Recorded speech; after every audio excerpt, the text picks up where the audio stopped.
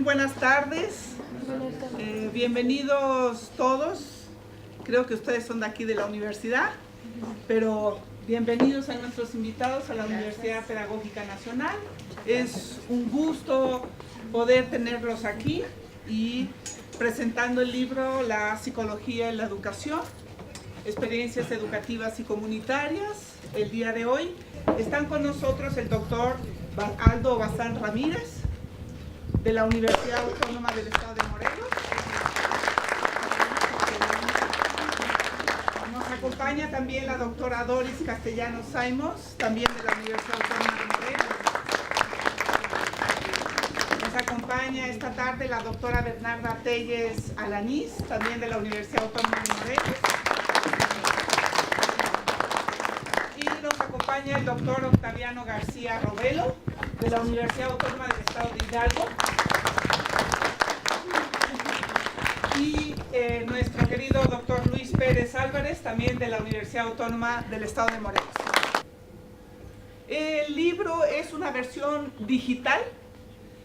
Ustedes la pueden bajar directamente de UPN Virtual y lo pueden bajar hasta en su celular y poder leerlo de manera muy ágil y muy rápida sin tener, digamos, la versión impresa.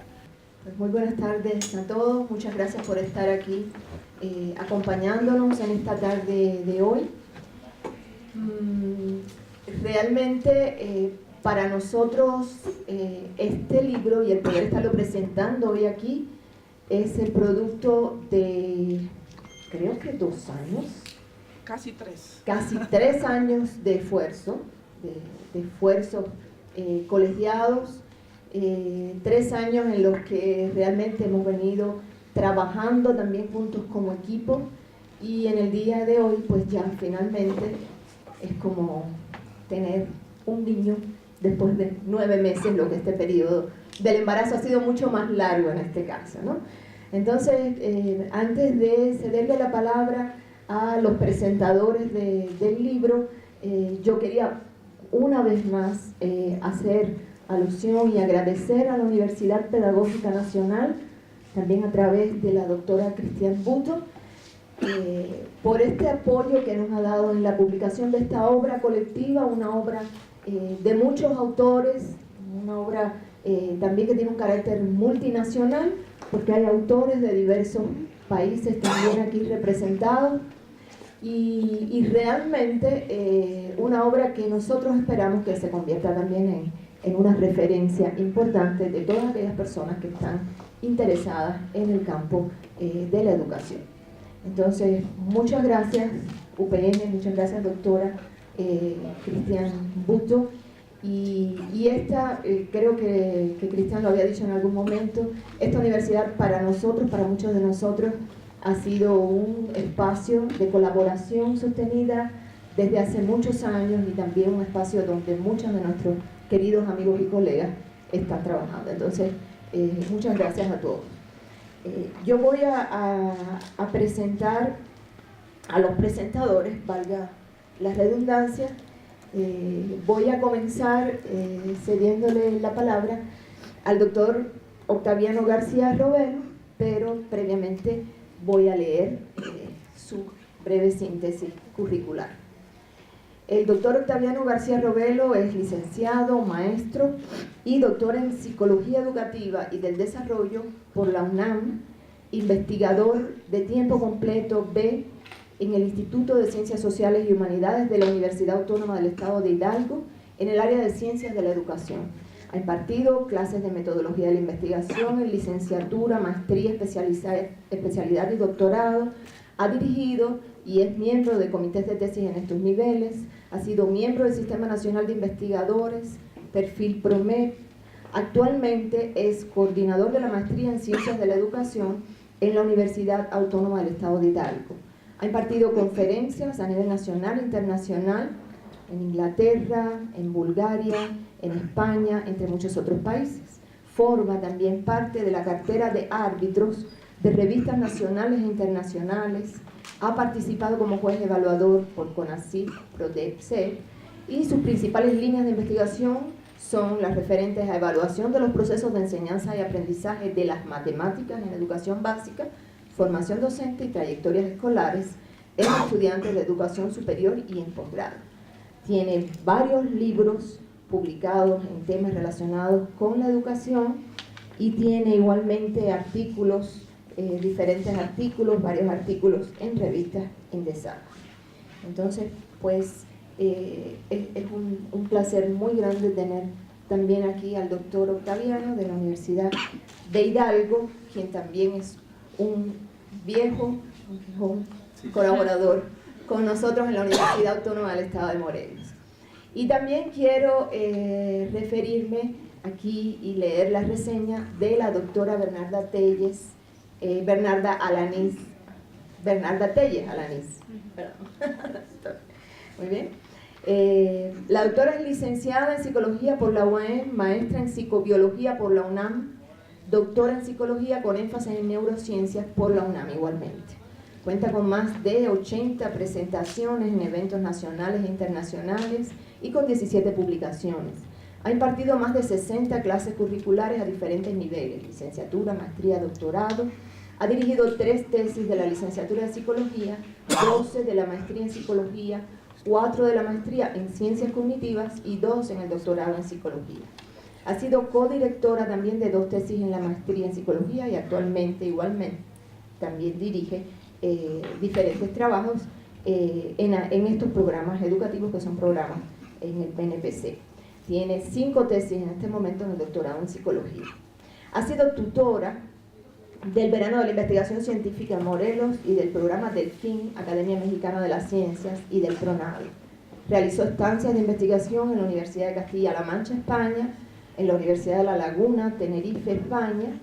Ha recibido los premios Diploma al Mérito Universitario y Medalla Bernabé L. de Elías, otorgada por el Consejo Universitario de la UAM, y la Medalla Alfonso Caso, otorgada por la UNAM por estudios de maestría en Psicobiología, área de Ciencias Sociales, en el 2000.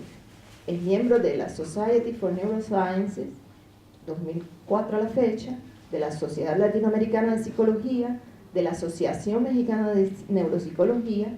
Ha sido dictaminadora de distintos trabajos de investigación, de artículos y jurados de premios. Es la responsable del cuerpo académico Cognición y Afectos, reconocido por PROMED como cuerpo consolidado. Tiene el reconocimiento al perfil deseable, nivel 8 en el programa de estímulos al desempeño del personal docente. Actualmente desarrolla proyectos de investigación y programas de intervención dentro de la función ejecutiva. Tiene numerosas publicaciones en los temas que trabaja y también en este momento es la directora interina del Centro de Investigación Transdisciplinar en Psicología.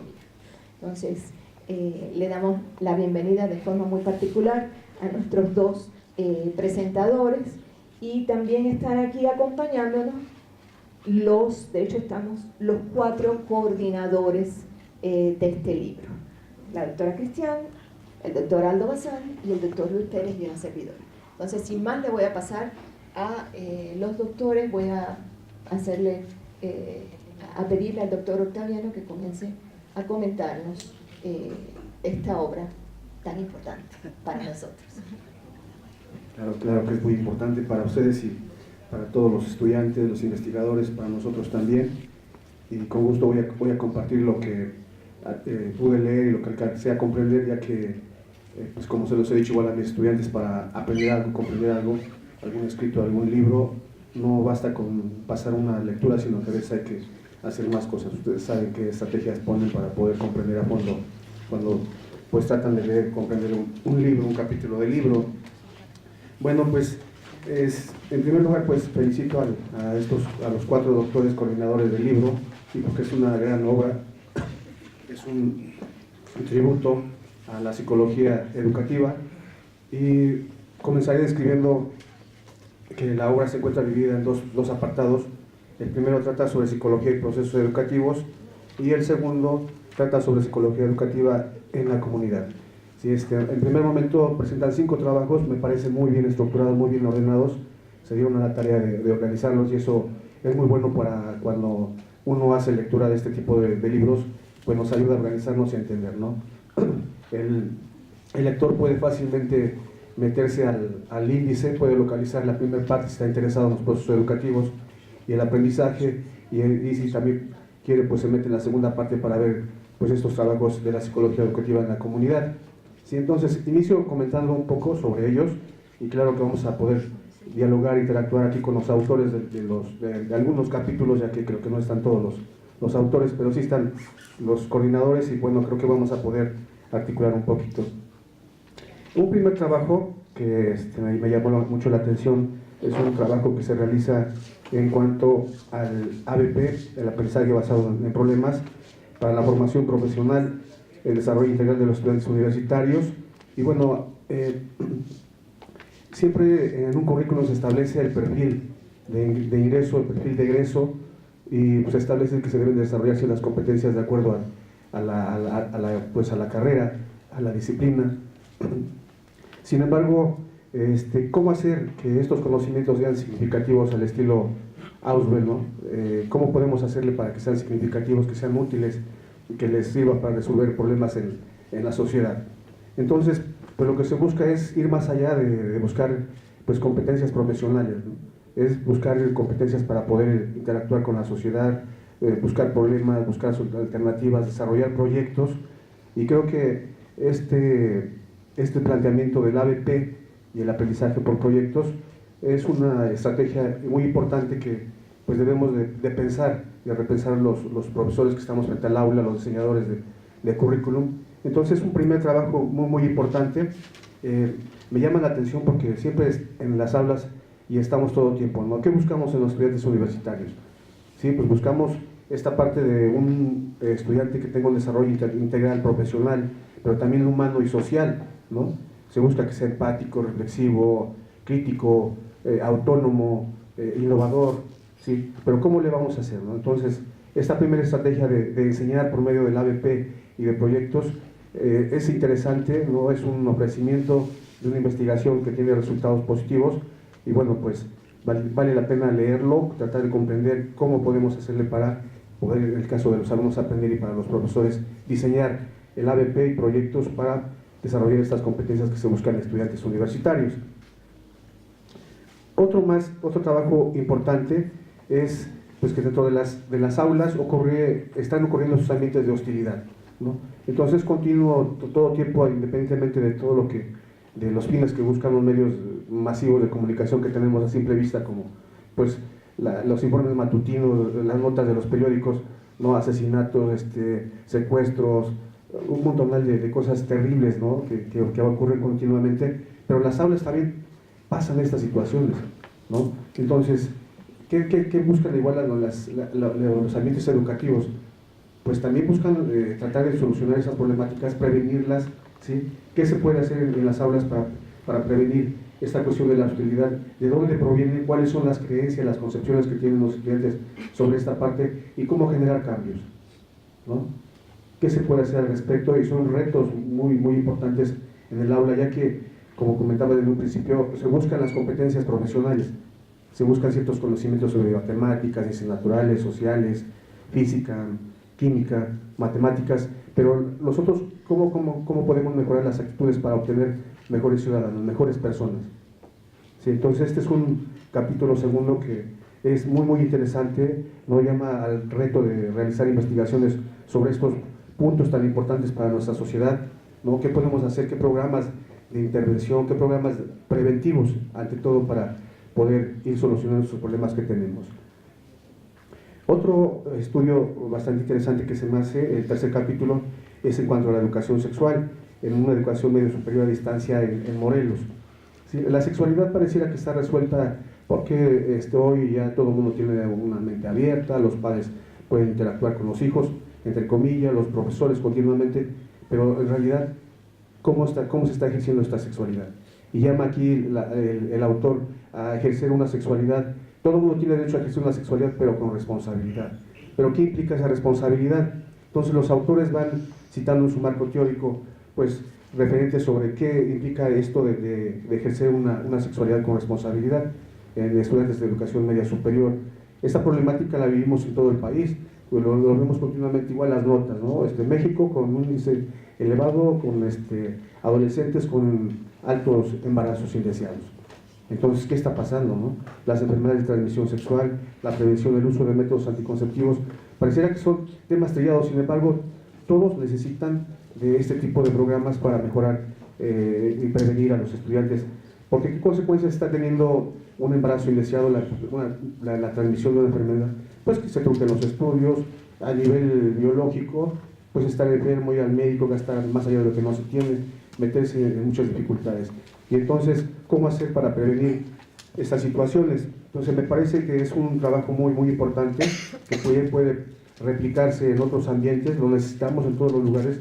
Yo cuando llego y digo, no, pues es que no voy a hacer un trabajo sobre autoestima, porque ya se realizó, pero se ha realizado en otras partes, a lo mejor en nuestras universidades los estudiantes replican continuamente este tipo de investigaciones, pero cuando uno está enfrentando directamente en una comunidad, en una población, esos trabajos siempre son muy, muy útiles. El cuarto capítulo habla sobre estudiantes de bachillerato con un desempeño y altas capacidades sobresalientes. Aquí el autor plantea, ¿no? Pues todos aprendemos de forma diferente, algunos de una forma más fácil, a otros les cuesta, que tienen un poquito más dificultades. Sin embargo, sí hay una preocupación por estos estudiantes, por darles cierta atención, pero cómo lograr también ese desarrollo integral, ¿no? de estos estudiantes. Entonces, creo que los autores mencionan que es importante que la escuela organice y articule un proyecto educativo integral, ¿no? Que es importante que se integren las cuestiones culturales, ¿sí? Cómo podemos, en el lugar donde vivimos, qué podemos hacer para poder integrar esta parte de la cultura y promover el desarrollo integral de estos estudiantes, ¿no? Cómo estos estudiantes que aprenden con mucha rapidez, porque tienen altas competencias sobresalientes, pudieran resolver problemas dentro de sus ambientes sociales. Y bueno, así es como van los trabajos.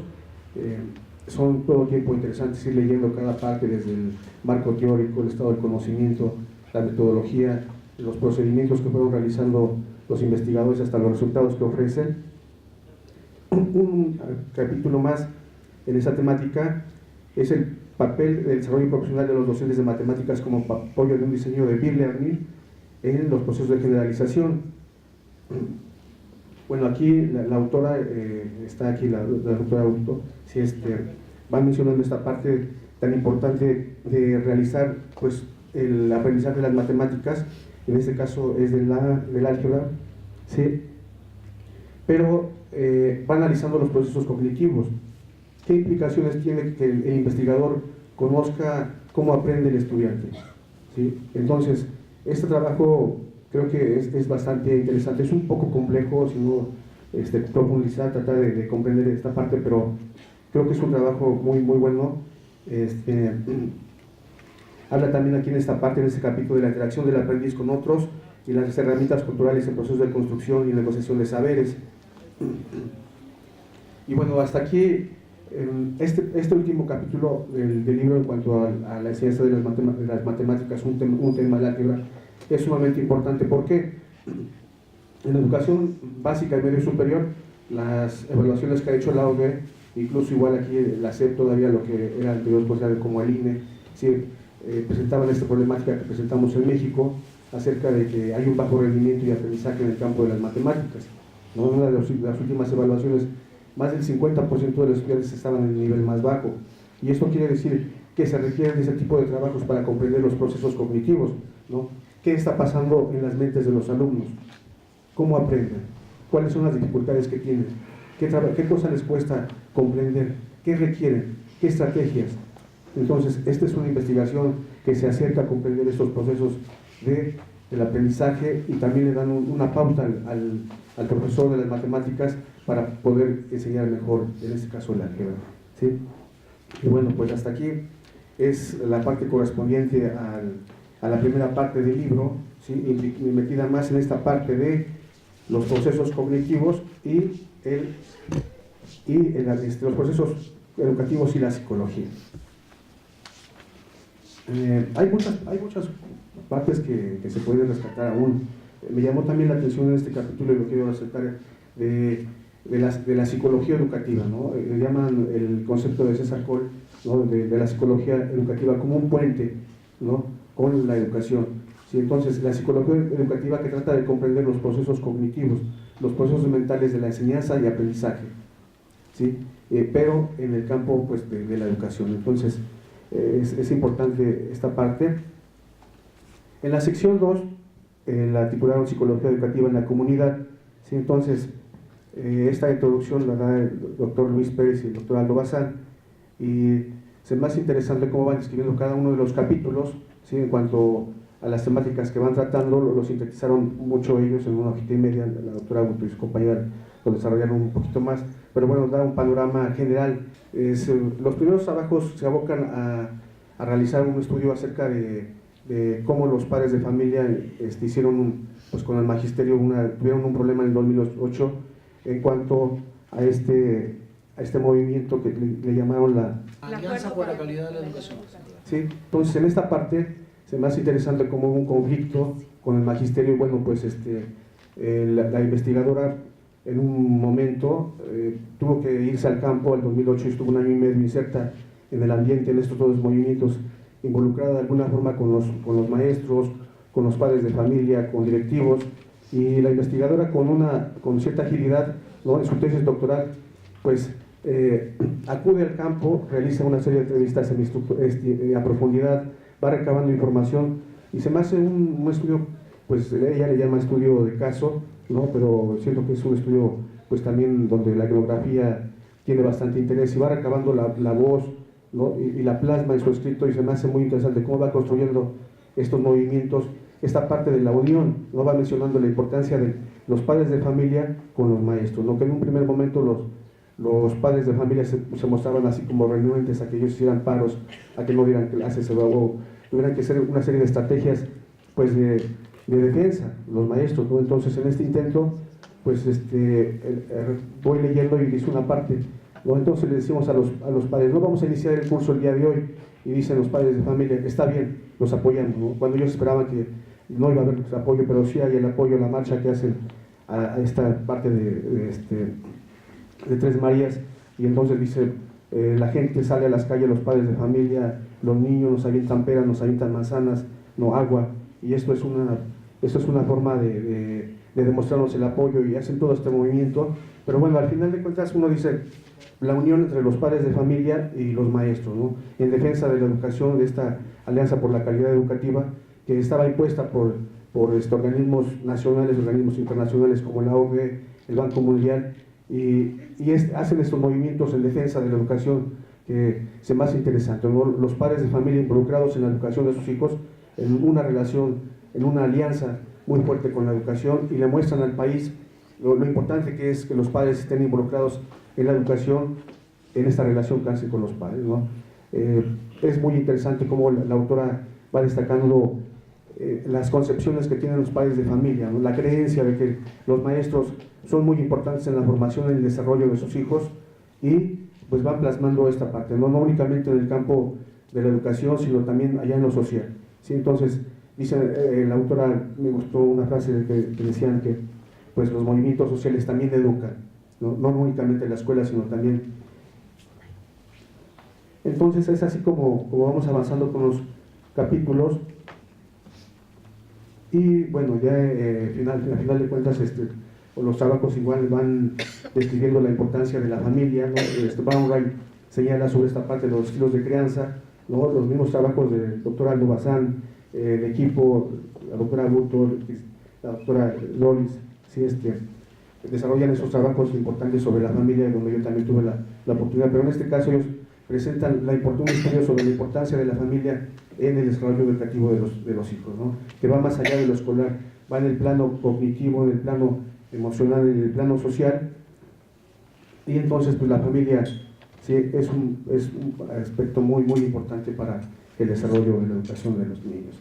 Y bueno, pues hasta el momento esa es mi visión. Espero poder recuperar un poco más de información durante la presentación del libro, y bueno, pues por el momento sería lo que alcanzo a compartir. Entonces, pues igual los invito a que bajen el libro Cada quien, pues a mí por ejemplo me llamó mucho la atención este papel de la familia y el magisterio, ¿no? Cómo se unieron y están dando una explicación de la importancia que tiene esto, ¿no? El aprendizaje peer learning, ¿no? El papel de la familia también es trascendental, las cuestiones de sexualidad, de violencia, ¿sí? Bueno, pues por el momento es lo que puedo comentar y pues... Muchísimas gracias, doctor Octaviano García Robelo. Y entonces vamos a darle la palabra a la doctora Bernarda Díez Alani.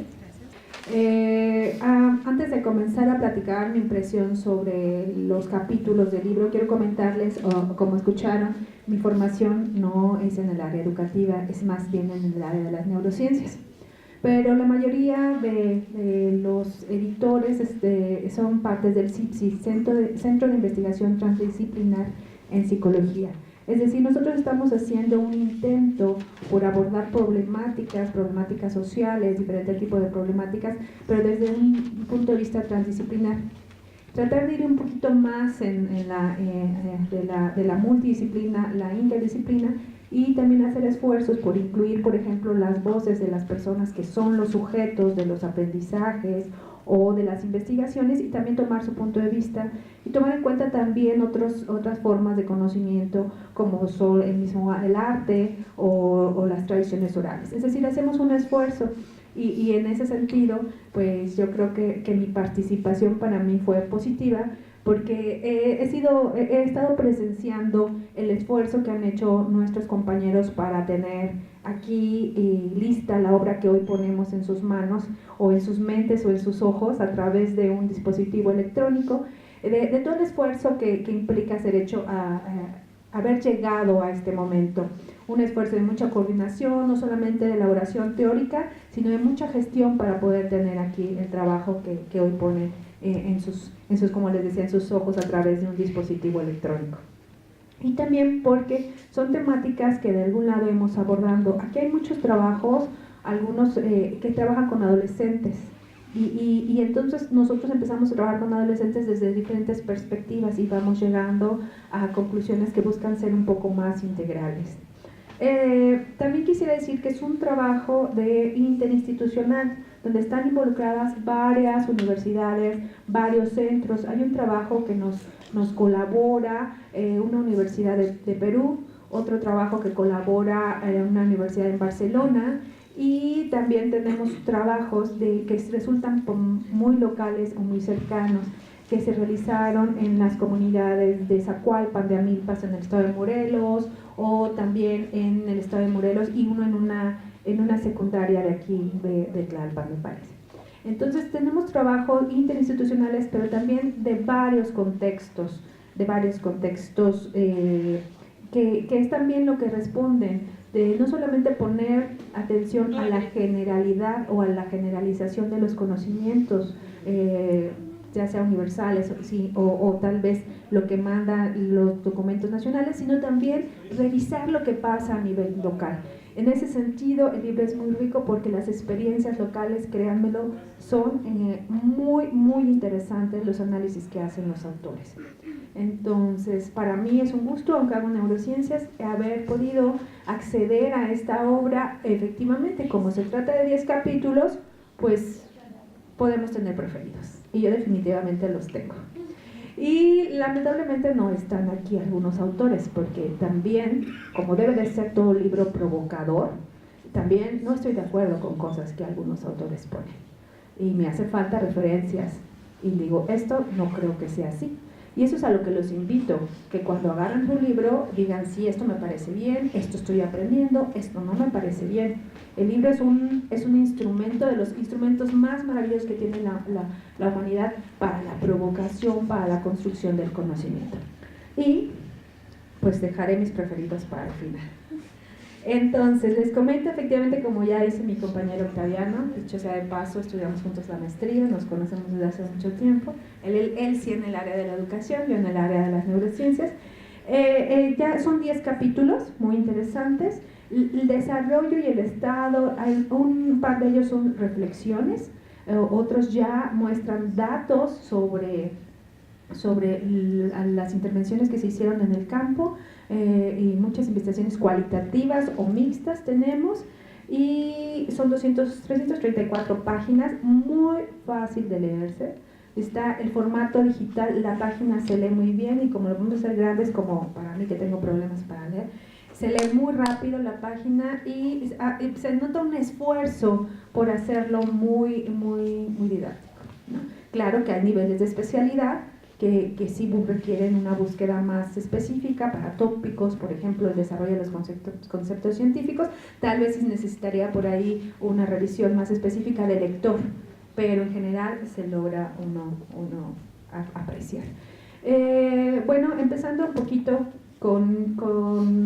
hay también una sugerencia. Los títulos de repente no te dicen lo que te vas a encontrar adentro. Son así como muy cortitos, ¿no? Como de ser, pero cuando se adentran, por ejemplo, el capítulo 2, los procesos de atribución hostil, su efecto en la movilidad y la necesidad de una educación concientizadora. Este es el que yo llamo un trabajo de reflexión, donde se reflexionan muchos conceptos sobre la atribución hostil y sobre la personalidad, sobre la agresividad, sobre la violencia, y esos sus impactos en la movilidad. Platicar un poco que se refiere este trabajo sobre un especialista que trabaja sobre la movilidad urbana y sobre los procesos, y la apuesta es por la agresividad y cómo esto involucra las interacciones cuando estamos manejando principalmente, aunque no reflexiona sobre qué pasa cuando vamos en la ruta o en la pecera, ¿no? Que también estamos involucrados en esa movilidad. Revisa muchos conceptos, como les decía, sobre atribución hostil, y al final cierra con la dificultad de que haya conductas prosociales.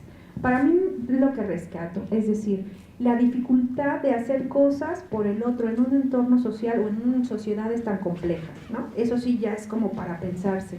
¿Cómo le hacemos para cederle el paso al peatón? ¿Cómo le hacemos para ceder el paso y para respetar al otro y no gritarle, ¿no?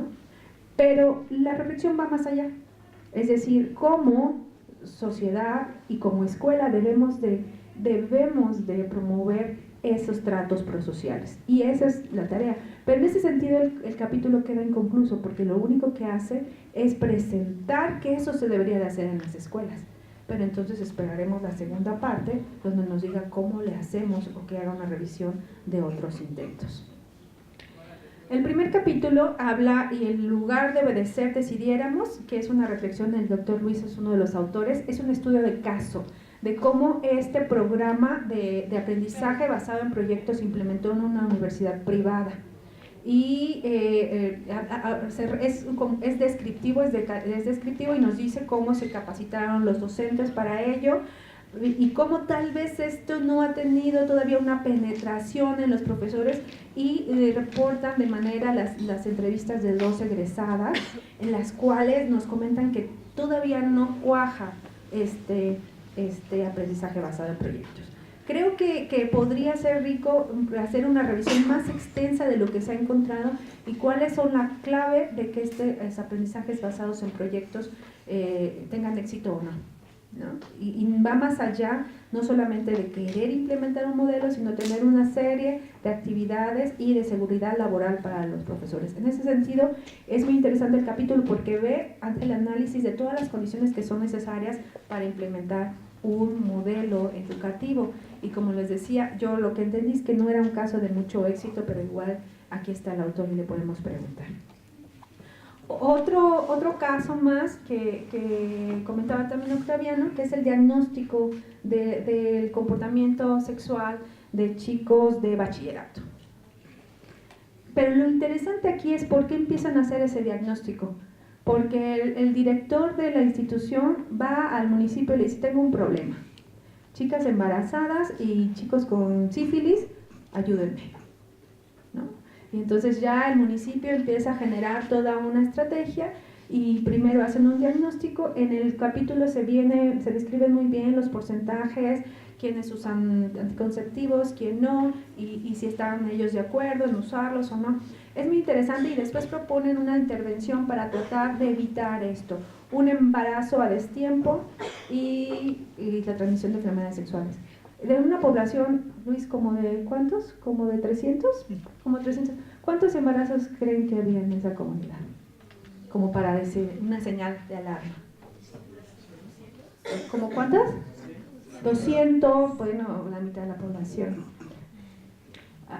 Y es que Morelos el Instituto Nacional de Salud Pública que está al lado de nosotros, de la UNAM, está estudiando mucho porque efectivamente Morelos está sufriendo una epidemia de embarazos adolescentes no deseados. Y eso está truncando las carreras de las chicas y demás. Pero a mí me sorprendió porque ¿saben cuál era la demanda? 2 embarazos. 2. Pero se trata de una comunidad que tiene que tiene mucha integración. Tlacotepec, en Morelos, al lado de Zacualpan, que es famoso porque ahí se vende aguardiente. Por eso se conoce Zacualpan. Si alguno de ustedes es porque tienen mucha cultura, conocen ese lugar. Unos curados muy interesantes. Pero vean, ¿cuál es la urgencia de la comunidad? 2 embarazos no deseados. Y entonces es interesante cómo hay una interacción no solamente con la escuela, sino con toda la municipalidad y con el grupo de especialistas que son invitados a trabajar para poner solución a esto. Es decir, el problema del embarazo no deseado es muy interesante y también se retoma en otro capítulo que trabaja con Tepoztlán, que es una comunidad que está al lado y que también, bueno, de una vez uno de los capítulos que es el capítulo que es mi favorito porque está hablando de todo un diagnóstico y también de una intervención, pero además donde los protagonistas son los adolescentes. Entonces, este trabajo es muy interesante, como les decía, muy situacional y con una resolución muy específica para atender en esa comunidad. Después, el cuarto y el quinto están hablando ya de temas sobre el conocimiento científico y las matemáticas. Excelentes investigaciones en las cuales se les pregunta, es un análisis de 2 bachilleratos, un bachillerato que ellos mismos lo explican en el escenario, que tiene estudiantes de alto rendimiento, que es el más peleado en el estado de Morelos para ingresar, y otro que es de bachillerato general, y les preguntan a los estudiantes cuáles son las estrategias que ellos ven que sus escuelas les ofrecen para que ellos desarrollen su talento científico. Y se lo preguntan a los chicos que tienen mejores calificaciones, que tienen talento en general para estas habilidades. Es muy interesante, ellos detectan 4 cosas que hace su escuela para que ellos sigan desarrollando su talento científico. Pero lo que llama la atención es cómo ellos tienen un gran nivel de metacognición, cómo empiezan ellos a darte cuenta qué les hace o qué les ayuda para aprender y entonces lo detectan y ellos se autorregulan y les encanta.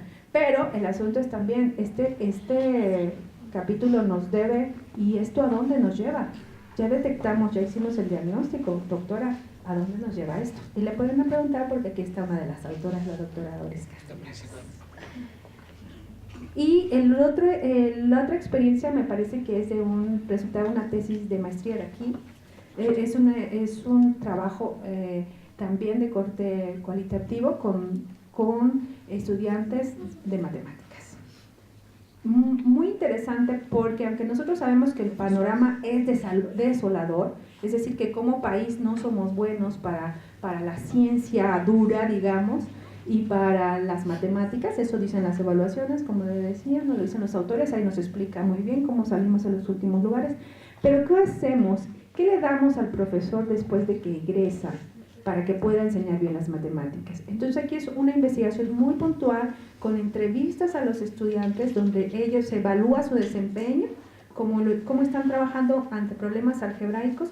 Se habla con 2 profesores, es un estudio casuístico, y después ellos, a través de la plataforma Moodle, empiezan a diseñar una clase, pero tomando en cuenta, uniendo los saberes que les dan los investigadores y lo que ellos mismos detectan y lo que les dicen los profesores. Entonces tenemos ya a disposición esa experiencia en lo que los mismos maestros se dan cuenta que pueden hacer para mejorar el conocimiento algebraico. Y también entonces este sería un punto de partida para ver cómo estos diseños de clases se aplican y como que supongo que lo han de estar haciendo, y como les decía, en muchos casos tenemos este punto de partida y ya anunciada la segunda parte de estos hallazgos o del libro. Esto es en general, como les decía, dependiendo de lo que ustedes trabajen o donde se estén formando, pues pueden elegir el capítulo que les gusta. Bueno, la segunda parte, como les decía, ahorita viene es de psicología en la comunidad. Son trabajos que se hacen en diferentes lugares. Comenzaré con el capítulo 10. El capítulo 10 habla sobre resiliencia. Y hay una exploración teórica muy específica, se habla de los conceptos, hay cuadros con definiciones, cómo surge este término, a qué se refiere, y entonces es muy bueno cuando uno quiere aprender sobre ese tema, leerlo, porque trae una fuerte descripción de los términos y de la teoría. Y después nos platica de cómo evaluaron esta capacidad de resiliencia en niños de primaria y secundaria en Perú, me parece que en la región de Ica, después del terremoto del 2017. 2010. Entonces, es muy interesante porque se ve que es un trabajo que involucra en muchas instituciones. Evaluaron a más de 2,000 niños, a 300 profesores, con cuestionarios donde ahí se explica muy bien cuáles cuestionarios sí, cuáles no, pero también evaluaron de los estilos de aprendizaje de los padres. ¿Cómo están los estilos de, sí, no es de aprendizaje, estilo de crianza, perdón, el estilo de crianza de los padres? Entonces, muy interesante, obviamente, pues como muchos podemos esperar en muchos países latinoamericanos, el estilo de crianza que más se usa es el autoritario, pero cómo están los niños después del sismo, ¿no? Cómo es su resiliencia, ahí vienen muy bien los porcentajes, cómo se van ubicando, la mayoría de los chicos con resiliencia media, ¿no? Los profesores también, los profesores en general salieron con resiliencia más alta, casi no hubo profesores con resiliencia baja. Pero esto a dónde los llevó a diseñar una serie de sesiones para estar trabajando y aumentar esos valores de resiliencia. ¿Es deseable que se desarrolle esta cualidad? ¿Se puede enseñar esta cualidad? Sí, ahí lo explica muy bien, habla de otros estudios donde a través de psicoterapia esta resiliencia abunda, y también hay una parte como de reflexión filosófica, ¿no? ¿Por qué es necesario que estemos preparados para que haya cosas como sismos? No es solamente eso, es tener una capacidad para no romper nuestra estructura psicológica, para seguir adelante independientemente de qué problemas, ¿no? Y eso lo vemos mucho nosotros con los adolescentes, en el sentido de que la frustración, no se enfrentan a frustraciones, y cuando se enfrentan, pues la caída o la ruptura de su aparato psíquico es tal, como vemos, ¿no? Suicidios en adolescentes porque se rompieron con el novio o la novia, cuando ese debería ser el inicio para seguir construyendo una fuerza emocional y psicológica, ¿no? Que no nos debería llevar a eso. Entonces, este capítulo tiene para jalar por muchos lados y para ayudar a llevar este término a otros escenarios que no son solamente los desastres naturales. Como ven, ¿verdad que está variado el asunto? O sea, hay diferentes cosas. Bueno, hay 2 trabajos que hablan sobre el movimiento magisterial de bases en el estado de Morelos. Los conjunto, aunque son diferentes autores, porque hablan sobre la misma temática. Muy interesante. Un movimiento que surgió en el 2008. ¿Ustedes dónde estaban en el 2008? En la primaria. ¿Oyeron hablar de las noticias de cuando se implementó esta alianza por la calidad en la educación? ¿Quién eran los protagonistas? La que ahora ya regresó, la innombrable, que no es así, claro. El Baester estaba promoviendo esto. ¿Quién era el presidente? Ya parece historia distante, ¿verdad? Pero no, es en el 2008. Sí, Felipe Calderón, ¿verdad? Entonces empieza toda esta parte de empezar me parece que la alianza se firma entre ella, que era la líder sindical, y el presidente, o la titular de la SEP, Josefina Vargas Mota. Vázquez Mota, se firma, y después el trabajo fue llevarlo a cada uno de los estados, que bajara a cada uno de los estados. Morelos fue un caso. un caso en donde hubo mucha resistencia, hubo un paro de labores, las escuelas primarias no tenían clase, entonces hay un conflicto, primarias y secundarias, hay un conflicto impresionante en todo el estado de Morelos. Los padres desesperados porque ya querían que los niños fueran a las escuelas, los profesores cuidando las escuelas como una toma, un paro, como siempre. No sé, ustedes han participado en una toma de instalaciones, y si no, prepárense porque seguramente les tocará en algún momento. Como dicen, los movimientos sociales son necesarios también para educar. Pero trata de eso, y además los veíamos en el Zócalo por lo menos de Cuernavaca, ¿no? Ahí los veías, y todo el mundo hablaba que ese movimiento era diferente. Había un apoyo social, ¿no? La gente veía a los maestros y decían que les ayudamos, les llevamos algo, les llevamos agua, ¿no? Y veíamos, bueno, es que los profesores como que son diferentes, ¿no? Los ves que están estudiando, aunque están en paro, están estudiando o están haciendo como cosas organizadas. Si hay una clase de tejido para todos y tal. Fue un movimiento de resistencia a cambios laborales, ¿no? en el entorno.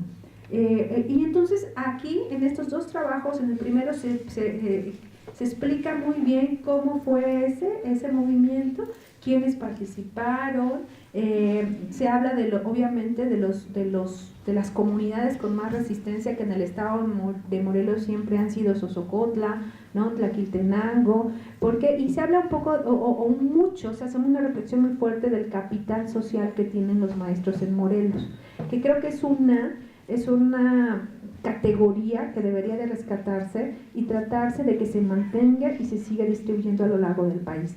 Los maestros tienen capital social, son reconocidos por las sociedades, que su acción y su trabajo tiene valor. No solamente es necesario, sino tiene valor, porque va a llevar un cambio en la sociedad.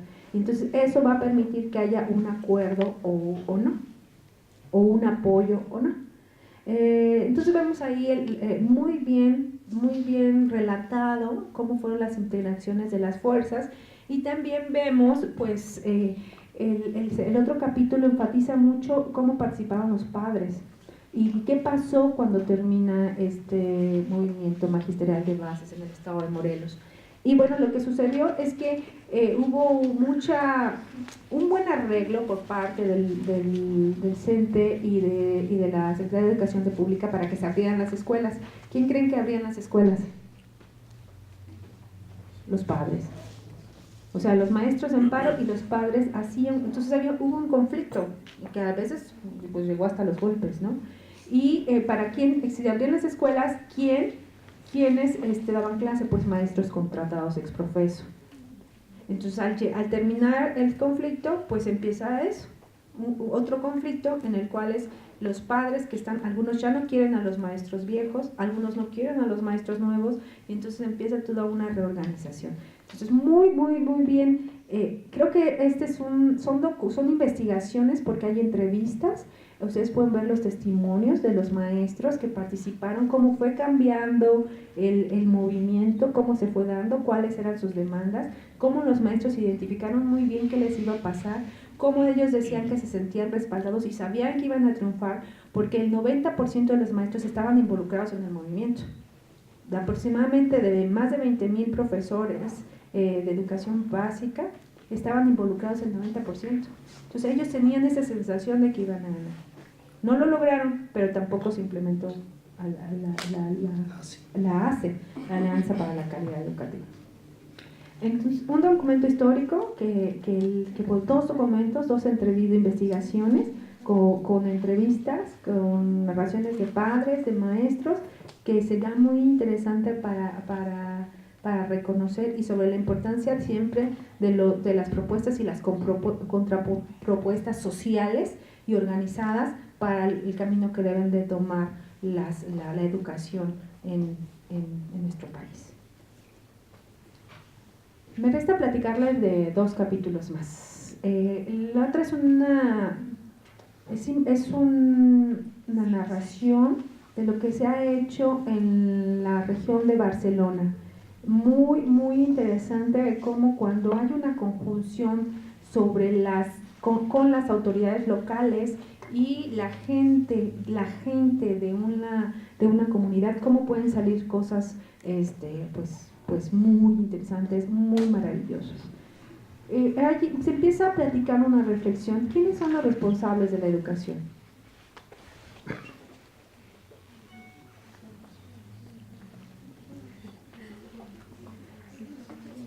Entonces podemos pensar que hay muchos involucrados en ese proceso. Primero que nada, como lo dice el primer capítulo, ¿quién? Pues el que es el que recibe la educación, que, si dicho sea de paso, lo podemos empezar a cultivar en los chicos escolares, pero ya es deseado en los adolescentes. Pero tampoco le podemos dejar la responsabilidad a un niño porque todavía no podría ser. Digo, la autogestión se va construyendo desde la primaria, pero va a llegar en la adolescencia y después se tiene que culminar en el bachillerato. Pero bueno, el mismo sujeto, creo que me gusta usar la palabra sujeto, que ya está en la Comisión de Ética, nos sugiere que no lo usemos. Es decir, el que recibe la educación o el que es el sujeto, no, otra vez. Ayúdenme, ustedes. Bueno,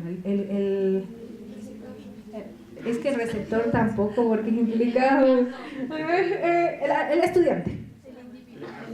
El estudiante, ¿va?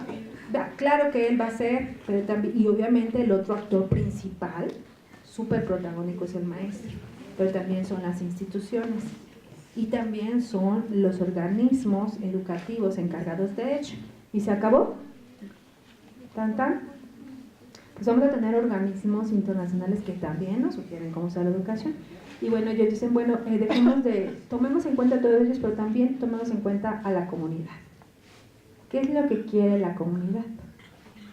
¿Qué es lo que ellos ven en sus hijos que es necesario o qué es lo que ellos ven en sus hijos que hace falta? Y no nada más a los padres, sino también a los abuelos, ¿no? O tal vez a los primos. Entonces es muy interesante cómo ellos organizan un programa para que haya grupos en cada comunidad que quiera participar de la Municipalidad de Barcelona. Y hacen, obviamente ellos plantean una serie de acuerdos.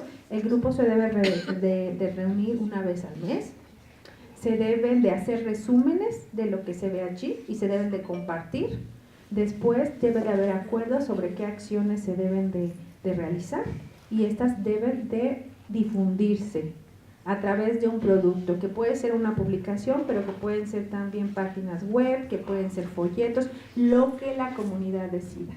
Entonces es muy interesante cómo, obviamente, pues hay cientos de comunidades en Barcelona, pero sí hablan de unas 40 que ya llevan el programa implementado. Se incluyen fotos de cómo son las reuniones y son reuniones en salones muy grandes cuando tú ves que la gente es de diversa edad y lo que al final termina este capítulo con las problemáticas. Las problemáticas parece que coinciden, pero lo que es interesante es cómo cada comunidad decide cómo trabajar con ellas. Y también hay una lista de cómo han sido los productos que están a disposición, obviamente muchos a nivel regional, pero hay algunos que están a disposición internacional porque hicieron páginas web. Por ejemplo, un municipio decidió hacer una página web donde va subiendo cuáles van a ser las acciones del mismo grupo que se está haciendo en cada uno de estas comunidades. Eso es muy interesante porque entonces agrega la fórmula de la educación a la comunidad, a la gente. Y entonces ya no hay como un oído sordo. Nos juntamos aquí los de 40 años y discutimos, es que los chavos están usando mucho el celular, ¿no? Y entonces escuchas a los jóvenes y dicen, no, es que son bien mala onda porque no nos dejan usar el celular porque además ahí estudiamos, ¿no? Sino que ya se empiezan a sentar todos y empezar a hacer negociaciones y acuerdos y decir para qué sí y para qué no. Es decir, para nosotros nos vamos alejando de las generaciones jóvenes, podemos satanizar algunos de los dispositivos o algunas de las conductas y lo que tenemos que hacer es empezar a reunirnos para ello. Entonces yo creo que este es un ejemplo muy bonito, muy exitoso, muy cuidado por la autora de describir todo este esfuerzo que se hace en España, en Barcelona específicamente, y pues también podemos ver que muchos de esos documentos están en catalán, entonces va a ser difícil que accedamos a ellos, pero bueno, podemos hacer un esfuerzo. Y creo que me falta solo uno, el 9. Voz, ese es mi favorito, pero cada uno tiene que tener su favorito como debe ser, ¿no? Voces juveniles para la convivencia escolar, pensando juntos sobre violencia y discriminación. Tal vez mi preferencia es porque yo también trabajo con adolescentes. Entonces, este es un trabajo que se realiza en Tepoztlán. ¿Conocen Tepoztlán? Estamos cerquita aquí, ahorita estamos siendo famosos porque se están quemando los cerros y es causa de todo este humo que hay, tanto aquí como en Morelos, como en Puebla, y es una tragedia realmente, ¿no? Impresionante. Pero bueno, trataremos de organizar para que esto no vuelva a suceder. Pero es un municipio conocido no solamente porque es pueblo mágico, sino porque tiene una estructura todavía de organización muy de barrios, muy de comunidad, muy de asambleas de pueblo y toma de decisiones de pueblo, de cuidar los terrenos ejidales, de no vender los terrenos comunales y demás, ¿no? Una tradición, un respeto a los adultos y en general. Ahí hemos trabajado en unas secundarias, ¿verdad, Ochi? Y también encontramos algo que es maravilloso, tenemos muchos estudiantes que tienen sus apellidos originarios en náhuatl. Entonces es una comunidad como muy específica. Y como hay muchos extranjeros que se establecen ahí, también tenemos algunas asociaciones internacionales que hacen trabajo allí. Y de eso se trata, es una asociación civil que implementó un programa con apoyo de un programa para el desarrollo de la ONU, es decir, tuvieron recursos para hacer esto y plantearon, ok, ¿cuáles son los problemas que hay cuando uno como psicólogo llega a una secundaria? Dochi llega y dice, quiero trabajar talento, y yo llego y le digo, ¿quiero trabajar funciones ejecutivas? Y dicen, sí, les damos apoyo, pero apóyennos con lo de violencia y del bullying. Entonces decimos, bueno, nosotros no somos expertas, pero les conseguimos que, ¿no? Entonces, es decir, ellos son su demanda, ellos lo que necesitan es trabajar, y este trabajo habla sobre eso. Trabajaron con los chicos de secundaria estos temas de violencia y discriminación, pero su estrategia fue hacer entrevistas en cada uno de los grupos. Les dejaron trabajar con los de segundo grado en todas las secundarias del municipio y hablaron sobre qué eran esas cosas, qué era la violencia, qué era la discriminación, y empezaron ellos a decir todo lo que ellos consideraban que era tal, y lo empezaron a platicar, y todo eso se sistematizó y se creó de todas las secundarias un grupo promotor de estudiantes, adolescentes, que sistematizaron toda esa información y lo hicieron en 4 o 5 rubros. La violencia y el bullying con el profesor. ¿Cómo me está violentando el profesor? ¿No? Muy importante. Y hay cosas que se ven, que tú dices, o sea, la cosa no es tan grave. O sea, los chavos lo que están diciendo es que quieren atención, que los traten como personas, que los vean, que los escuchen. Más que una violencia, ¿no? O sea, la violencia es como una negligencia, no sé si me explico. Y eso lo dicen los chicos. Después la violencia con los pares, y ellos empiezan a platicar. Los principales problemas obviamente son relacionales, ¿no? Con las parejas, cuando se pelean, cuando hasta se golpean, y de mucho de la discriminación. Ellos mismos dicen, sí, ha habido problemas en los baños, han hecho cosas malas que no se deben de hacer, ¿no? Después viene con las autoridades. ¿Qué pasa con las autoridades? Ahí las autoridades casi siempre su demanda es, no tenemos instalaciones decentes, señores, ¿no? Y eso es ahí, ¿no? O sea, ¿por qué hay baños ¿por qué hay agua en los baños de los maestros y en los de los estudiantes no? ¿Por qué nosotros para comprar hacemos fila y los profes no? Entonces, cosas tan sencillas. Después viene con el municipio. ¿Qué está pasando de violencia? Y ellos empiezan a relatar. Principalmente dicen, hay problemas porque luego no hay luz, y entonces cuando salimos nos empiezan a acosar, y entonces que venga el municipio. Ok, entonces todo eso se recogió. El grupo promotor no solamente se quedó en hacer el diagnóstico, sino también empezaron a decir, ok, ¿y cuáles van a ser las estrategias? Y entonces también se plantearon estrategias, se trabajaron 5 sesiones y se presentaron estrategias, se presentaron en cada una de las secundarias y se presentaron a la comunidad en el auditorio ahí, uno de los auditorios de Tepoztlán, y también fueron las autoridades. Y entonces, bueno, los mismos chicos tenían al final, ok, ya estuvo muy bonito toda esta experiencia, pero ¿qué vamos a realmente hacer un cambio? Esto de la investigación-acción es posible. Bueno, ellos promovieron de que al final de cada presentación se hicieran compromisos de cada una de las personas, hicieran un compromiso y dijeran, ¿yo a qué me comprometo? Esa es una técnica que es efectiva. ¿Ya? Okay. Sí. Una técnica que es efectiva, ¿yo a qué me comprometo? ¿Qué me comprometo a dejar hacer de toda esta lista de cosas que ya dijimos que no queremos? Pero lo que me parece sensacional es que ellos mismos narran que cuando presentaban, porque los que presentan obviamente, los que hicieron todo el trabajo fueron los adolescentes, había acuerdo, o sea, había aplausos cuando decían, entonces vamos a hacer esto para quitar esto, y que había acuerdo. Pero cuando se trató de hacer los acuerdos para evitar la violencia entre pares, entonces sí ya no les gustaba. Decían, no, ¿cómo vamos a dejar de irnos de pinta? ¿Cómo vamos a dejar de usar el celular? ¿No? ¿Cómo vamos a dejar? O sea, cosas que ellos mismos decían, pero al final había compromisos que hacían y ellos insistían, sí queremos que nos den chance de llevar el celular a la escuela con acuerdos. Vamos a respetar los acuerdos. No, por ejemplo, queremos que nos dejen tener novio. O sea, pero entonces, la crítica que se hacía es que la mayoría de estos programas los hacen adultos de violencia. Y entonces esta es la cualidad de esta investigación, que se diseñen estrategias, pero no a partir de lo que los adultos creemos que deben de hacer los adolescentes, sino la voz de los adolescentes. Entonces, en ese sentido, es un artículo muy redondo que para mí se vuelve una herramienta, porque entonces se la doy a todos los directores con los que trabajamos en secundarias que nos están pidiendo instrumentos para solucionar eso. Y entonces, pues nosotros ya con un caso muy específico y muy cercano, pues tenemos con qué apoyar. Verán, como les decía, es un pasaje, lo importante con un libro y con un texto es que tengan interrogantes, que no sean planos, que digan, pues lo voy a leer y a ver qué, sino que les digan, yo a dónde quiero llegar con este texto, y que vean si llegan o no, y van a ver que los va a llevar tal vez a lugares inesperados. Pues muchas gracias, felicidades a los autores y a los editores de esta obra.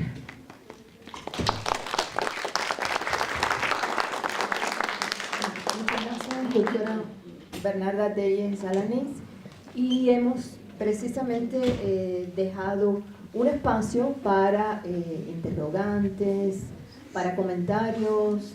¿Por qué en el área de matemáticas que estaban diciendo, por qué no iniciar desde los números que están conociendo los niños, para el saber cómo manejarlos, cómo enseñarles los números, el inicio? Porque el álgebra, pues sí, es importante, porque hasta a nosotros nos ha costado trabajo, pero yo creo que es el inicio, o sea, el saberlo manejar.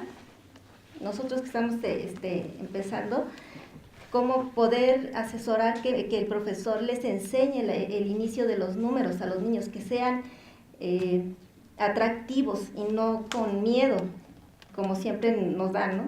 Ok, ¿cómo te llamas? Silvia. Silvia, muy buena tu pregunta. Mira, aunque lo que se presenta en ese capítulo son el desarrollo profesional docente con los procesos de generalización, y son estudiantes de secundaria y profesores de secundaria, en esta universidad hacemos investigación en educación matemática, ¿no? En la maestría, en el doctorado, en las 2 licenciaturas que tenemos, las más grandes, en la de psicología, la que tú estás, y en la de pedagogía.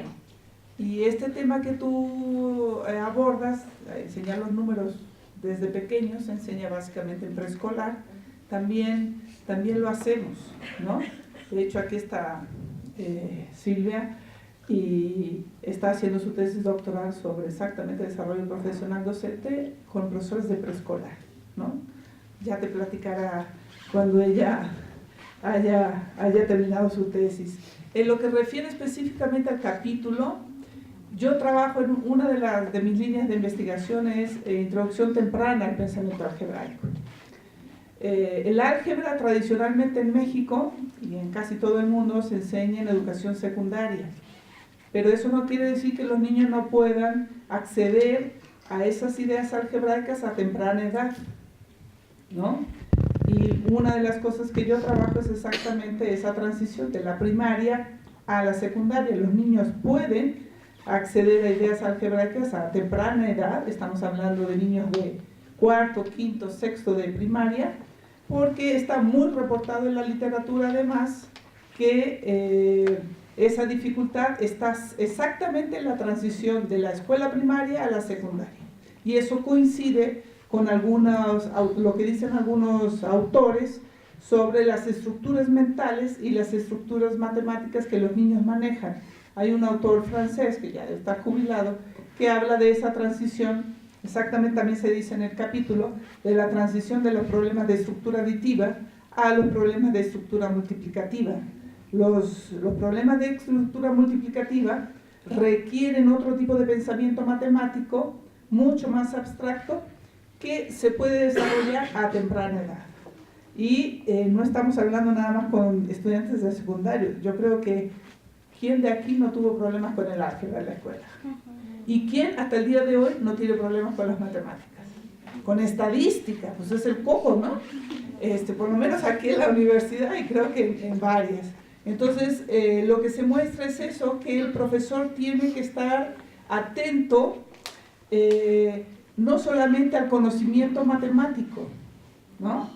O sea, el profesor está ahí para enseñar matemáticas, pero enseñar matemáticas significa estar atento también a las concepciones que los niños, que los estudiantes a cualquier edad tienen sobre las matemáticas y a las concepciones que desarrollan sobre ese conocimiento. Y eso es el punto de partida, debería ser el punto de partida de cualquier docente. Primero conocer las concepciones iniciales, las concepciones previas que tiene un estudiante a cualquier edad, a cualquier nivel educativo, haya o no sido enseñado sobre ese tema. Entonces, eso también lo pone y lo pone de manifiesto muy bien en el capítulo, porque trabaja con profesores de secundaria. Es una tesis de maestría de aquí de la universidad, de nuestro programa de maestría en desarrollo educativo, y él lo hace porque lo hace con su escuela, con sus profesores, ¿no? O sea, con sus colegas. Entonces reporta resultados interesantes, también reporta resistencia al cambio, ¿no? Y eso no es algo malo, es algo bueno, porque la gente se aferra a sus ideas y a sus concepciones. Y para que puedas cambiar cualquier idea, así como el profesor pueda cambiar cómo enseñar matemáticas, él tiene que reconceptualizar toda su práctica pedagógica, todo su quehacer. Y eso no se hace de un día para el otro. Eso lleva tiempo. No sé si te respondí. Sí, en el capítulo se describe muy bien las evaluaciones que hicieron del desempeño de los chicos de secundaria. Y entonces habla de 3 niveles, de medio, bueno, bajo, medio y alto. Y entonces ya esos aprendizajes ya estando en secundaria ya estaban garantizados.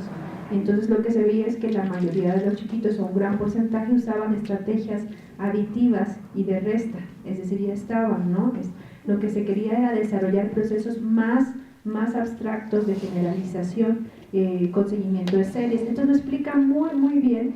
Y además creo que la doctora lo que acaba de subrayar, aparte de conocer los procesos intelectuales del desarrollo, también hay que trabajar sobre los procesos motivacionales, que son pues de dos, ¿no? De bidireccionales, que son los con los que se va a enfrentar el estudiante, y también con la motivación del profesor, porque uno de los profesores manifestaba que él sí había estado en cursos de actualización, pero decía, sí, pero se ve que los instructores son muy así de rápido los eligieron. Entonces está muy bien interesante porque tienes que tomar en cuenta los procesos intelectuales, pero también los motivacionales. Y creo que el capítulo lo describe muy bien. Buenas tardes. Me gustaría si nos pudieran compartir alguna reflexión sobre si consideran relevante no solo los aspectos motivacionales o los aspectos de desarrollo cognitivo, sino los aspectos de desarrollo psicoafectivo del niño o la niña, e incluso esto ligado con una determinada estructura familiar, porque a veces hay niños que son muy inteligentes, que tienen un coeficiente intelectual alto. Y el problema no es tanto su capacidad de pensamiento concreto o abstracto, sino pues el niño está triste, está deprimido, y a veces el tema no solo es la tristeza de forma individual, sino puede verse como la expresión crónica de una interacción en familia que hasta en tanto, desde un punto de vista personal, no se aborde desde ahí, difícilmente avanzará. Entonces, me gustaría, si tienen posibilidad de reflexionar o compartir alguna idea al respecto. Eso sí, la pregunta es bastante interesante. De hecho, en el libro se va planteando la importancia de pues, tratar de comprender estos procesos cognitivos, pero también el entorno cultural, ¿no?, que implica la familia, cómo influye en el desarrollo de los aprendizajes del niño, ¿no? Y es en todos los ambientes, porque este es el plano escolar: aprender matemáticas, aprender a leer, aprender a escribir, ¿no? También la otra cuestión de interactuar con el otro niño, de respetar, de prestarle los juguetes, es una cuestión de desarrollo social. Cuando hice mi tesis de la maestría, y claro que está relacionado con los trabajos que se hacen en este libro, yo trabajé esta parte de qué podía hacer el profesor para que el niño aprendiera matemáticas. Y hablo de niños de tercero y cuarto grado que no sabían sumar ni restar. En tercero y cuarto, cuando ellos ya deben estar en la división, ¿no?, y la multiplicación, manejarlas muy bien. Y entonces había niños que no sabían ni sumar ni restar, y los demás planos estaban afectados, tampoco leer ni escribir. Yo me inserté en esta parte de las matemáticas, y un caso cultural bien interesante era que hubo un niño que se llamaba Juanito. Entonces Juanito era el niño que todo el tiempo andaba con la camisa de toda la semana llena de dulce, llena de tierra, los zapatos igual, llegaba despeinado por aquí, por allá. O sea, un desalineo así como que yo vengo, voy a la escuela y ya. ¿Y qué será aprender matemáticas? ¿Qué será aprender? ¿Quién sabe? ¿No? Pero llegó un momento en el que se hizo los talleres para los padres de familia, y que publiqué en uno de los libros con ustedes, ¿no? Hace como el 2015, por ahí, 14. Entonces, esta parte de la familia, cómo está involucrada la mamá que le digo en un taller: a ver, resuelva usted la operación de 4 más 5. ¿No? Entonces, había 12 papás que estaban ahí y la mamá no hacía nada. Y yo le pregunté, estaba roja y me veía. Y digo, ¿qué le pasa, señora? Y dice, maestro, perdóneme, pero es que yo no voy a la escuela. Entonces, el niño estaba en los niveles más bajos. Le digo, pero si ve usted, sí escucha usted, sí quiere usted a su hijo, sí. Bueno, a ver, vamos a empezar. ¿Qué es lo que hace Juanito cuando llega a casa? Bueno, pues llega y avienta la mochila por allá, los lápices por allá, el cuaderno por allá, y hace la tarea y al mismo tiempo en la cocina. Y bueno, pues esta parte, un ejemplo así de que se fueron modificando, los papás se fueron involucrando en revisar las tareas, que no rasgaran las hojas, le pusieron una cajita, ahí acomodara su libro, lo bañaban, le cambiaban la ropita, que lo estimularan a que la escuela era muy importante, que era interesante, acudían a las reuniones, todo el taller. Entonces, la sorpresa fue que Juanito, este niño, hasta el final, logró colocarse como uno de los mejores. No estaba en el plano cognitivo, era muy receptivo, muy inteligente, interactuaba uno muy bien con él, se daba uno cuenta, pero le faltaba esta cuestión cultural, la familia, cómo lo motivaba, qué estaban haciendo por ellos. Y eso es fundamental, porque los teóricos de aquí del libro plantean en un principio de cómo se deben de realizar estudios interdisciplinarios, transdisciplinarios, ¿sí? Yo en un momento me di cuenta que los profesores que están frente al aula no deben estar solos, ¿no? Incluso llegó un momento cuando me tocó dar el taller con unos niños, dije, no, o sea, era desesperante tener unos niños de más bajo rendimiento, y decía yo, no, es que esto no puede ser. Un profesor que tiene una carrera de licenciatura, es un esfuerzo enorme. Fue cuando me di cuenta del trabajo del profesor cuando está frente a aula, es enorme el trabajo. Me di cuenta, creo que es necesario un doctorado, 2 doctorados, para poder tener un profesor así, que debe tener conocimientos de pedagogía, de psicología educativa, actualmente de tecnologías. Es tantísimo lo que se implica para poder lograr estimular, apoyar al niño, esta parte de evaluar previamente, ¿no? Porque se evalúan los conocimientos, pero ¿cómo se evalúa el entorno de la comunidad? ¿Cómo están la gente interactuando, actuando, promoviendo? Y es hasta una corresponsabilidad no nada más con la familia, sino con la misma sociedad, ¿no?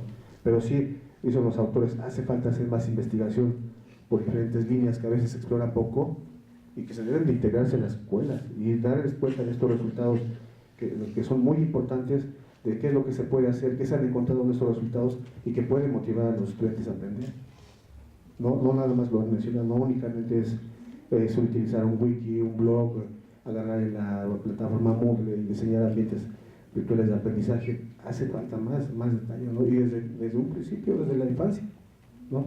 Si nos aseguran los conocimientos conceptuales, procedimentales, actitudinales, desde un principio se van dejando con el tiempo y no se va haciendo nada o poco. Y llega un momento como consecuencia que no se logran los aprendizajes más altos que implican funciones intelectuales de mayor complejidad. Bueno, yo comento nada más. Doctor. Gracias.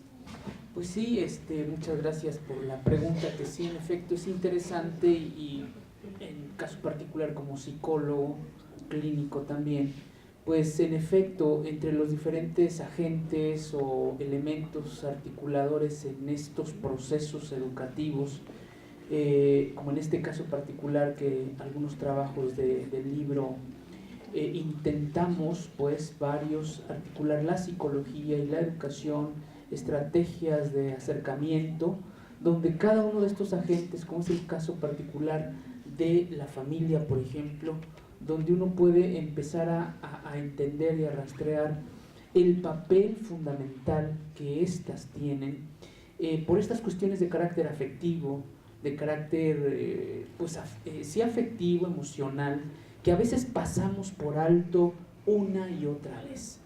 Todo el tiempo a nivel de lo teórico nos están diciendo las investigaciones, los autores, que esos elementos son importantes, pero en la práctica, en el acto pedagógico, por así decirlo, de aprender y enseñar, volvemos a pasar por alto que, como en el caso particular que nos comparte el doctor, pues descuidamos a veces por creer que no somos la persona indicada para explorar en el ámbito familiar y por qué el niño o la niña está triste, está deprimido, y más allá de eso, hay condiciones que a veces sí rebasan, pero ahí es donde entra este esfuerzo integrador, esta mirada más amplia, donde el maestro, el psicólogo, el sociólogo, varias miradas, el maestro, la comunidad misma, tenemos que empezar a bajar la mirada a esos planos sin el temor de no ser el especialista.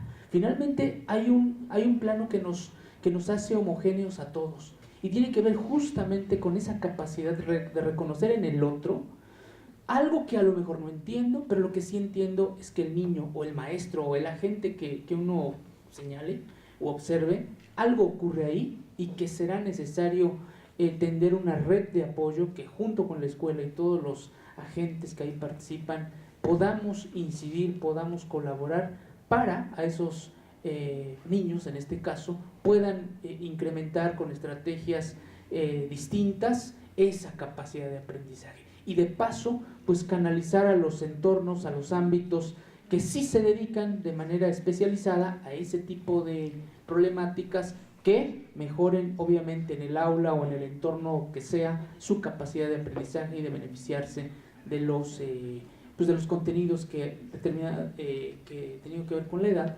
pues corresponde en ese momento. Yo quiero comentar que eso es una preocupación en todos los niveles educativos. En el texto podemos ver bien en el último capítulo cómo se retoma esto de los aspectos psicosociales, porque trabajan con familias, con las familias de los chiquitos que tuvieron el temblor, y en cada uno de los capítulos vemos un poco esta importancia de acuerdo a la problemática. En la investigación que decía de las voces de los adolescentes, me faltó decir que también hablaban de la violencia con los padres, y por ejemplo decían que la violencia es que no les hacen caso, que la única forma de hacer interacción es con golpes y con gritos, y porque tú lo tienes que hacer. Entonces era muy interesante, y también lo vemos con los profesores cuando decían, queremos que nos traten como personas, que nos vean, que se interesen. Entonces ahí, si nos damos cuenta, el problema o lo que ellos están pidiendo es la relación, una relación social respetuosa que va a implicar pues unos afectos y son importantes. ¿Quiénes van a ser encargados de eso? Pues las familias. Pero si no la familia no funciona, pues se pueden hacer tratos con la familia para cambiar esos modelos, pero el otro que le toca en nuestras sociedades organizadas es a la escuela. Esa es la escuela. Y otra parte muy importante es la comunidad. Por eso la gente que trabaja en comunidades habla de la importancia de cómo las comunidades, el vecino, el abuelo, el dirigente del grupo, inclusive del catecismo, puede tener una incidencia en el desarrollo afectivo e intelectual de los chiquitos. Entonces hay que verlo desde muchos lados. Y los esfuerzos formales los vemos desde la Secretaría de Educación Pública en el diseño de todos estos programas para el desarrollo de competencias socioemocionales, ¿no? Es decir, no solamente hay que desarrollar lo afectivo, sino una forma de cómo soluciono un conflicto, ¿no? Ya me quitas la paleta, ¿qué hago, no? Y eso cómo va siendo la importancia de tener relaciones sociales a largo plazo entre los estudiantes. Entonces todo eso ya está, nosotros estamos trabajando en la universidad con el desarrollo de las habilidades socioemocionales para el trabajo y estamos retomando todo lo que OCISI, la Organización Mundial para el Trabajo, para la Cooperación Internacional, pero también hay esfuerzos en cada uno de los organismos, porque esto es algo a nivel mundial. Hace falta desarrollar nuestras habilidades socioemocionales.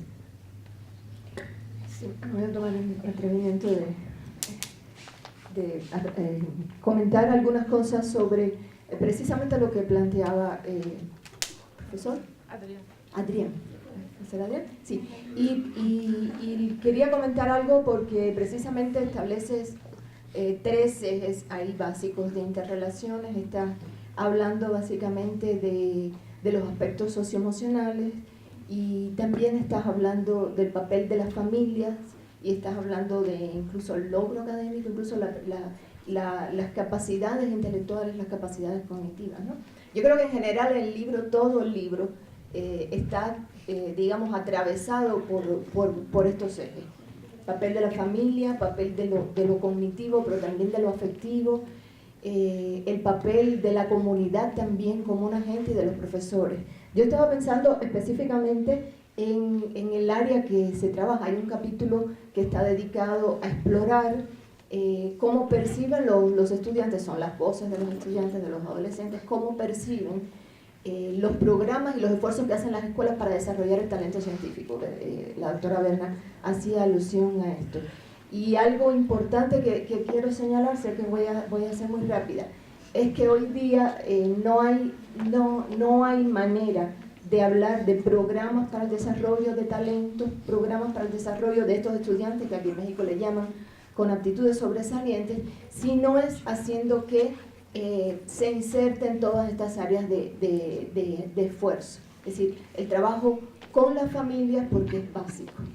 Porque incluso estos mismos estudiantes aquí en esta investigación hablaban de sus familias y del vínculo de sus familias con la escuela. Y era básico precisamente la diferencia entre aquellos casos donde la familia estaba, a pesar de las edades, donde estaba vinculada, donde se estaba involucrando con la escuela y con el mismo desarrollo de estas personas, de estos estudiantes, y en los casos en que no se daban. Y también en estos programas para el desarrollo de talento se inserta un aspecto básico que es este desarrollo socioemocional. Es decir, no hay manera de trabajar, potenciar el desarrollo de estos talentos, de este potencial de las personas, si no es tomando en cuenta estos aspectos socioemocionales. Hemos encontrado muchos casos, por ejemplo, en preparatorias. Ahora estamos trabajando en una preparatoria y en talleres que estamos desarrollando con los estudiantes, precisamente estamos dando continuidad a estos estudios, salen cuestiones básicas, por ejemplo, que en los mismos talleres los estudiantes plantean cuáles son aquellos aspectos que me afectan y que son barreras en mi desarrollo. Plantean cosas como la envidia de las demás personas, el acoso por parte, la incomprensión, la falta de comunicación con mi familia. Es un poco, a veces, muy impresionante escuchar a chicos decir: lo que necesito superar es la falta de comunicación con mi padre, ¿no? Y una de las cosas que siento que me afecta más es la gran depresión que tengo, y se daba en muchos estudiantes con muy alto potencial intelectual, chicos realmente con muy alta capacidad y que están aflorando los aspectos emocionales y están aflorando los aspectos de comunicación con los padres y los aspectos desde este punto de vista también de reconocimiento social. Entonces es una pregunta que enfoca aspectos que son cruciales y que yo creo que también de alguna manera están muy desarrollados en el libro porque le hemos prestado mucha importancia a ella. Entonces yo quería darle la palabra hasta el doctor Aldo Bazán también, especialista también en temas, como dijo el doctor Octaviano, en temas de familia y de su relación con el logro académico, ¿no? Y también la doctora Cristiana está pidiéndonos la palabra. Entonces, le voy a dejar, creo que no tenemos mucho tiempo, pero ahora sí, ahora lo voy a controlar. Bueno, le pedí a la doctora Cristiana que me permitiera tomar la palabra y yo quisiera comentar 3 aspectos, ¿no? En primer lugar, la insistencia mía, estratégicamente, de por qué es tan importante los libros colectivos. ¿Por qué lo digo tercamente? Las universidades ya no están apoyando los libros colectivos, las editoriales tampoco. Con la CID castiga si presentas un libro colectivo, te sirve solo si vas para el SNID, si vas cuando ya acreditaste tu producción en Scopus. Es importantísimo los libros colectivos. O sea, ahora, me acuerdo que hace 5 años me dijeron, ya no saquen libros colectivos porque ya no les cuentan los investigadores para su SNID. Entonces dije, bueno, ahora es cuando voy a seguir, ¿no? Es importante, este año nos acaban de sacar uno, ¿no? Con Ditson, y ahora nos sacaron con la UPN. Y aquí agradecer mucho la complicidad de Cristiane, con quien nos conocemos pues en el mundo académico desde ya 15 años, y porque la UPN es la segunda vez que nos apoya un libro. Entonces, ¿por qué es importante? Yo creo que es la manera de cómo la credibilidad que tienen nuestros colegas que hacen investigación y que no les interesa de repente publicar el producto de sus investigaciones en artículos tipo Scopus, ¿no? Porque eso es otro espacio, eso es otro nivel, ¿no? También lo hacen. Pero falta un espacio, ¿no? Y creo que de alguna manera pues hay una credibilidad del colectivo que hemos ido conformándonos. Y gracias UPN por apoyarnos, ¿no? Esto me lleva al segundo comentario, el por qué está organizado en 2 partes y por qué tardó 3 años. Oye, pero ¿por qué si le pides a los colegas que hagan sus capítulos, los juntas y los presentas a la UPN para que ya lo publiquen? No es así, ¿no? ¿Verdad que no es así? Es todo un trabajo, primero de nosotros, de cómo acomodamos, ¿no? de las revisiones previas, pero también una parte que fue muy bonita es que pasó una primera dictamen por la UPN, donde nos hicieron observaciones bastante buenas, que nos hizo regresar un trabajo de unos 6 meses más, y ahí se nos ocurrió escribir los 2 capítulos introductorios. En cada capítulo nosotros presentamos la parte teórica y también presentamos las deficiencias porque yo creo que en ese sentido esta organización es muy diferente a otros libros, ¿no? Porque aquí los editores hacen una reflexión, hacen un capítulo sobre la reflexión que hacen y señalan esto faltó, esto se tiene que ir por este lado, ¿no? Entonces también eso fue un aporte de la UPN a nosotros. Aprendí una nueva manera ahora de editar libros, organizar libros. Y el tercer punto que quiero comentar es, gracias Adrián por esta oportunidad que nos das, en grandes, las evaluaciones de gran escala nos han traído también enseñanzas, como PISA, como YESE, como el mismo Planea, ¿no? o el Enlace. Nos han traído grandes enseñanzas. Como futuros especialistas en educación y como entusiastas educólogos, ¿no? Sabemos que no podemos solamente enfocarnos a la parte cognitiva, como se les conoce, ¿no? O sea, tanto a los resultados, o sea, como el logro, ni tampoco a los procesos mismos que tienen que ver solo con lo cognitivo. Y sabemos y estamos convencidos que es importante incluir los factores asociados, ¿no? Los factores de contexto, los factores personales, y efectivamente, o sea, el profesor trae sus propias broncas, la profesora trae sus propias broncas, los evaluadores traemos nuestras propias broncas. Por más objetivo que seamos, siempre hay subjetividades y esas hay que retomarlos, y creo que en este libro que lo que hicimos fue eso, ¿no? Una mirada interdisciplinaria, tratando de ser transdisciplinares, y la educación lo demanda, ¿no? La educación lo demanda. Aquí hay comunicólogas, psicólogos, sociólogos, pedagogos, ¿no? Y creo que en ese sentido quisiera considerar que hay que entrarle, chicos, hay que entrarle a esta parte no cognitivas. O sea, ¿cuáles son las oportunidades cuando el profesor se dirige al alumno, solo se dirige a los varones? O sea, ¿por qué Pedrito es más hábil o Juanito es más hábil para la geometría? Pues porque le hacen preguntas, o sea, le dan más oportunidades porque dicen que los varones son buenos para la matemática. ¿Y por qué la niña comprende mejor y hablan? Pues porque le dan más oportunidades, ¿no? Entonces hay una serie de cosas que tenemos que ir incluyendo. Y termino, me encantó mucho, yo cada vez me enamoro más de las comunidades de Morelos, muchísimo. Entonces las comunidades, yo creo que aquí también, las comunidades enseñan mucho. La doctora Gomelas, yo realicé una estancia sabática con ella, la acompañé durante un mes a varias comunidades muy lejanas. Entonces eso me inquietó más, dije, no, yo cuando regrese a Morelos voy a seguir trabajando en la comunidad y más fuerte, ¿no? Y la comunidad, esa experiencia que narra ella es, la comunidad hace el debate educativo, decide de qué y se propone expectativas y durante un año evalúan lo que están haciendo. Muchas gracias. Bueno, gracias a todos por los comentarios y gracias a Aldo, yo creo que ya nos conocemos a más de 30 años. Yo también fuimos colegas en la Universidad Autónoma de Morelos, ellos siempre en la Facultad de Psicología, yo en la Facultad de Comunicación Humana, y coincidíamos en las mismas escuelas para tomar datos, ¿te acuerdas? Me quitaba la... Él dice que le quitaba, pero yo llegaba primero. ¿No? Entonces, aprendimos a compartir y digamos, esta amistad ha dado buenos frutos. Yo también estoy de acuerdo con lo que dice Aldo, de que los libros colectivos enseñan mucho, ¿no? Uno aprende mucho con los demás. La doctora